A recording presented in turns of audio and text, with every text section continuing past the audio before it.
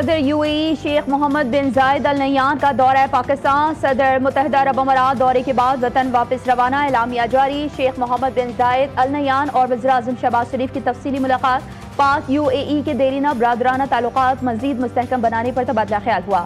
جاری تعاون کے شعبہ جات میں پیش رفت کا جائزہ لیا گیا. معاشی تعاون، سرمایہ کاری، توانائی، انفراسٹرکچر، IT اور عوامی روابط پر زور دیا گیا.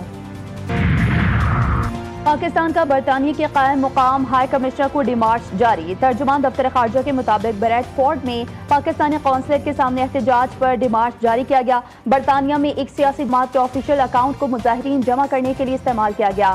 احتجاج میں فیلڈ مارشل کے خلاف اشتعال انگیز تقریر اور قتل کی دھمکی دی گئی. پاکستان کا اشتعال انگیز تقریر اور قتل کی دھمکی پر تشویش کا اظہار. برطانیہ سے تحقیقات کا مطالبہ. اور سہیل خان آفریدی پاکستان کا یورپ دیکھنے لاہور آئے ہیں. انہیں خوش آمدید کہتے ہیں. پچھلی بار علی امین آئے تھے تو لاہور کی بتیاں دکھائی تھیں. وزیر اعلیٰ کے بھی بتیاں دیکھیں، روٹی کھائیں اور تصویریں کھینچیں. وزیر اطلاعات پنجاب ازمہ بخاری نے اپنے ایک بیان میں کہا ہے کہ سہیل خان آفریدی سیاسی تفریح کریں یا معلوماتی تفریح، ان کو مکمل اجازت ہوگی، لیکن بدزبانی، فساد یا انتشار کرنے کی اجازت نہیں ہوگی. ہم مہمانوں کی اچھی خاطر تواضع کریں گے، لیکن مہمان بھی مہمان بنیں.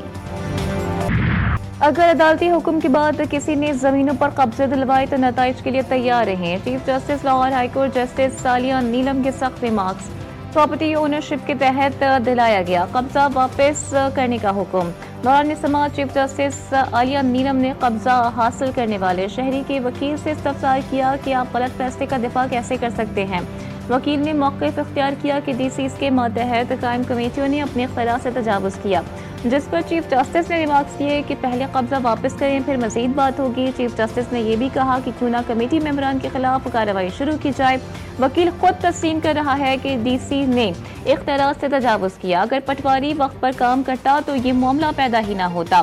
سسٹم کو بائی پاس کیا جائے گا تو ایسے مسائل جنم لیں گے. اسلام آباد میں بلدیاتی انتخابات کاغذاتی نامزدگی جمع کروانے کی تاریخ میں 2 دن کی توسیع. بلدیاتی الیکشن کے لیے امیدوار کاغذاتی نامزدگی 30 دسمبر تک جمع کروائیں. امیدواروں کے لیے کاغذاتی نامزدگی جمع کروانے کی آخری تاریخ 27 دسمبر تھی. نون لیگ سے ادارے سنبھال نہیں رہے. جب یہ حکومت میں نہیں ہوتے تو بولتے ہیں کہ ہم ادارے چلا کر دکھائیں گے، اور جب اقتدار ملتا ہے تو اداروں کی نجکاری کر دیتے ہیں. امیر جماعت اسلامی پاکستان حافظ نعیم الرحمان کی نون لیگ پر کڑی تنقید. کہا کاروبار کرنے والوں کو کروڑوں روپے بھتے کی پرچیاں بھیجی جا رہی ہیں، بھتہ خوروں کو پکڑنے والا کوئی نہیں. سابق وزیر اعظم شہید محترمہ بے نظیر بھٹو کی کل برسی منائی جائے گی. حکومت سندھ کا شہید بے نظیر بھٹو کی برسی پر عام تعطیل کا اعلان. صوبائی محکمہ محنت کے اعلامیے میں کہا گیا ہے کہ ہفتے کو سندھ میں عام تعطیل ہوگی. آزاد کشمیر حکومت کا بھی عام تعطیل کا اعلان. خاتون اول اور رکن قومی اسمبلی آصفہ بھٹو کی گھڑی خدا بخش آمد. قائد عوام شہید ذوالفقار علی بھٹو اور شہید محترمہ بے نظیر بھٹو کے مزار پر حاضری دی. فاتح خوانی کی. آصفہ بھٹو نے میر مرتضی بھٹو اور میر شاہنواز بھٹو کے مزار پر بھی پھول رکھے. کراچی والے ہوں جائے تیار. محکمہ موسمیات نے شہر قائد میں موسم سرما کی پہلی برسات کی پیشگوئی کر دی. 30 دسمبر کو بادل برسیں گے. منگل سے بدھ کے درمیان شہر میں مغربی ہواؤں کا سسٹم اثر انداز ہو سکتا ہے. کراچی میں سردی کی شدت میں اضافہ ہوگا. 8 دسمبر سے مغربی ہواؤں کا سلسلہ بالائی علاقوں کو متاثر کرے گا.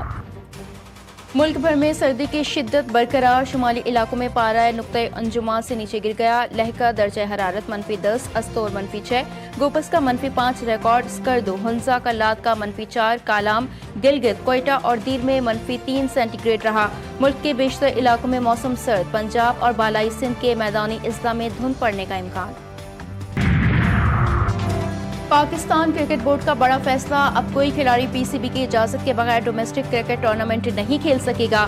خلاف ورزی پر کرکٹر کو پابندی کا سامنا کرنا پڑے گا. ڈائریکٹر ڈومیسٹک آپریشنز عبداللہ خرم نیازی کا کوارڈینیٹر صدر RCA کراچی اعظم خان کے ہمراہ RCA کا دورہ. کہا پاکستان کی کرکٹ محسن نقوی کی سرپرستی میں ترقی کی راہ پر گامزن ہے.